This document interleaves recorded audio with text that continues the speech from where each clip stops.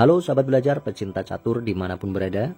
Kembali lagi di video kali ini akan kami tampilkan pertarungan catur legendaris antara Grandmaster Willem Steinitz melawan Grandmaster Albert Hughes. Pertarungan ini berlangsung di tahun 1891.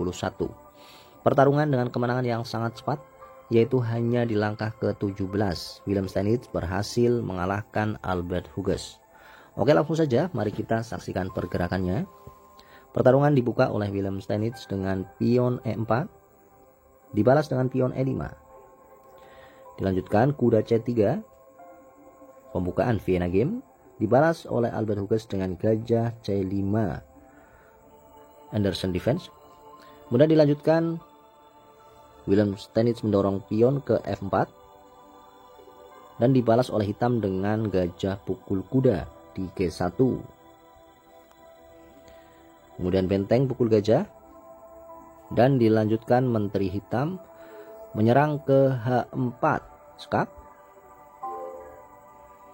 Ditutup oleh Willem Steinitz dengan pion G3 sekaligus mengancam menteri. Kemudian menteri kembali ke E7 dan dilanjutkan oleh Willem Steinitz pion pukul pion di E5. Dilanjutkan kuda C6. Kemudian pion D4 memperkuat pertahanan dan dibalas oleh hitam dengan pion F6 mengajak pertukaran pion. Kemudian dilanjutkan oleh putih dengan menggerakkan kuda ke D5 mengancam menteri sekaligus mengancam pion di C7, ancaman skak dan ancaman benteng. Kemudian di sini menteri hitam mundur kembali ke D8 sekaligus melindungi pion di C7. Kemudian dilanjutkan oleh putih dengan gajah ke F4. Kemudian hitam mendorong pion ke G5 mengancam gajah. Namun di sini putih membiarkan ancaman pion, melainkan putih menggerakkan menterinya ke H5 skak. Kemudian hitam menggeser raja ke F8 dan dilanjutkan oleh putih dengan gajah ke C4 memperkuat penyerangan. Dan di sini putih mengorbankan gajah F4-nya.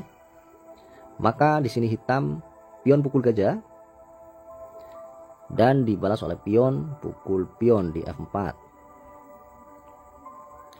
Dilanjutkan oleh hitam dengan kuda pukul pion di D4 mengancam pion di C2 dan ancaman skak dan ancaman benteng. Kemudian di sini putih melangkahkan kuda kali pion di F6 mengancam kuda di G8. Atau juga di sini bisa saja benteng pukul kuda di G8 dan ancaman skak. Dan di sini hitam mendorong menterinya ke E7. Nah, langkah selanjutnya sangat menarik yang dilakukan oleh Willem Steinitz. Oke sahabat belajar, mungkin ingin mencoba langkah yang dilakukan putih setelah ini adalah apa? Silakan ditebak. Ya, oke, benar sekali. Di sini langkah Willem Steinitz atau putih adalah gajah kali kuda di G8. Kemudian langkah selanjutnya kuda kali pion di C2, skak dan sekaligus mengancam benteng A1. Dan di sini putih menggerakkan rajanya ke D1. Kemudian dilanjutkan di sini hitam harus membangun pertahanan karena sudah terancam oleh menteri putih. Apabila ke H6 maka di situ skakmat. Maka di sini hitam mencoba membangun pertahanan dengan mendorong pion ke H6. Kemudian langkah putih selanjutnya adalah menarik gajahnya kembali ke B3. Dan langkah selanjutnya adalah kuda hitam pukul benteng di A1. Kemudian dilanjutkan langkah Willem Stanitz yang mungkin tidak terduga oleh hitam, yaitu mengorbankan menterinya dengan menteri pukul pion di H6.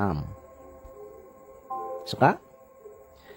Dan melihat posisi ini, hitam sudah tidak ada peluang untuk menang dan dipastikan di sini hitam kalah, maka di langkah ini yaitu langkah ke-17 hitam menyatakan menyerah.